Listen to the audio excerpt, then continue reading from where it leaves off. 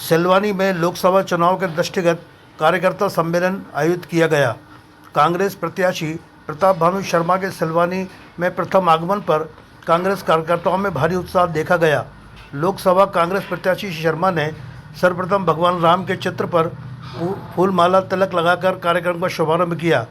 मंच का संचालन ब्लॉक अध्यक्ष संदीप शर्मा द्वारा किया गया। कांग्रेस प्रत्याशी प्रताप भानु शर्मा ने कांग्रेस की जनहितैषी योजनाओं के बारे में कार्यकर्ताओं को अवगत कराया।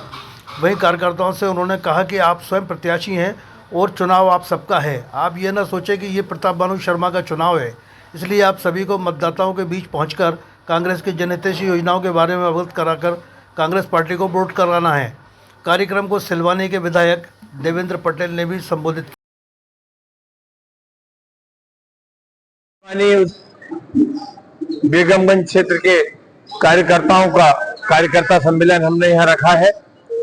भाई हमारे देवेंद्र पटेल जी जो यहाँ के सम्मानीय विधायक हैं और जिला Congress committee, block Congress committee के सहयोग से, और इसमें सिर्फ हम यही हमारे मंडलम सेक्टर पोलिंग बूथ के लोगों से आह्वान कर रहे हैं कि ये बदलाव की बयार पूरे देश में है। आप कांग्रेस पार्टी पर भरोसा करिए, हमारे नीतियों पर विश्वास रखिए, और जो कांग्रेस के हमारे नेता राहुल गांधी जी और मल्लिकार्जुन खड़गे जी ने 5 गारंटियां दी हैं, उन पर विश्वास करके किसान, नौजवान, महिलाएं, मजदूर और हमारे सभी वर्ग के लोग हमें अपना आशीर्वाद दें, पूरा समर्थन दें। मेरा भी यही कहना है कि हमने काम किया है, काम किया था, और जब आप फिर से चुनकर दिल्ली संसद में भेजेंगे, दुगनी रफ्तार से हम काम करेंगे। आज जो क्षेत्र में सिंचाई योजनाएं हैं, सड़कों का जाल है, गांव-गांव बिजली है, ये इंदिरा गांधी और राजीव गांधी जी की देन है। इन सब से संघर्ष करके हमारा ये प्रयास था कि हमारे विदिशा रायसेन संसदीय क्षेत्र के लिए ऐसी विकास की योजनाएं आ जाएं जिससे घर घर में प्रकाश हो, खेत में सिंचाई हो, और उसमें जो काम उन 10 वर्षों में हमने करे वो शिवराज सिंह 34 साल में भी, 32 साल में भी नहीं कर पाए। 13-14 साल सांसद रहे, 18 साल मुख्यमंत्री रहे, और दिए तले अंधेरा, ये हमने देखा है।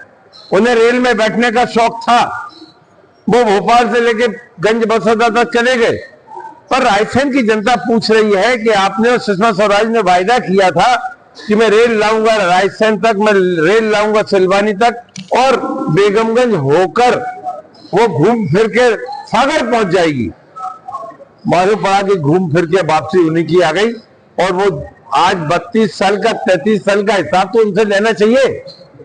किसी पत्रकार ने पूछा आप क्यों चुनाव लड़ रहे हैं, उन्होंने कहा विकास कराऊंगा। अरे जो 32 साल में तुमने विकास नहीं किया तो कब क्या विकास कराना चाहते हो?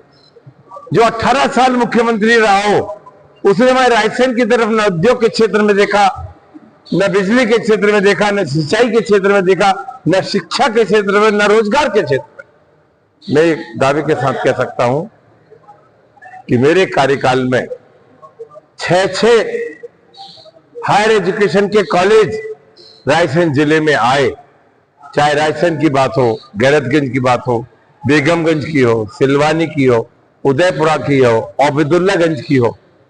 बहुत कम ऐसे जिले हैं मध्य प्रदेश में जहां एक जिले में 2 ITI हो। हमारे यहाँ 1 ITI रायसेन में है और 1 ITI देवरी में है। ये 2 ITI लेकर आए, ये इंजीनियरिंग कॉलेज हिला देते, मेडिकल कॉलेज हमारे रायसेन को दे देते। रायसेन को पुराना किला, हजारों वर्ष का ऐतिहासिक स्थान है, हमारे आदिवासी संस्कृति का प्रतीक है, वो शौर्य का प्रतीक है। 18 साल में क्या किया उन्होंने? उसने क्या राष्ट्रीय टूरिस्ट मैप पर लेकर आए? क्या हमारी इस धरोहर की पहचान प्रदेश स्तर पर बनाई? राज्य सरकार में रहने के बाद भी रायसेन का कोई विकास नहीं किया। ये शर्मनाक बात है। आज जब जनता को जवाब देने का मौका है तो मेरी आप सबसे पत्रकार साथियों को जोड़ते हुए हृदय से अपील है, इस बार कांग्रेस को जिताइए, दिल्ली में इंडिया गठबंधन की सरकार बनाइए और प्रताप भानु शर्मा को सांसद चुनकर भेजें। हम जी जान से इस क्षेत्र की सेवा करेंगे। बहुत बहुत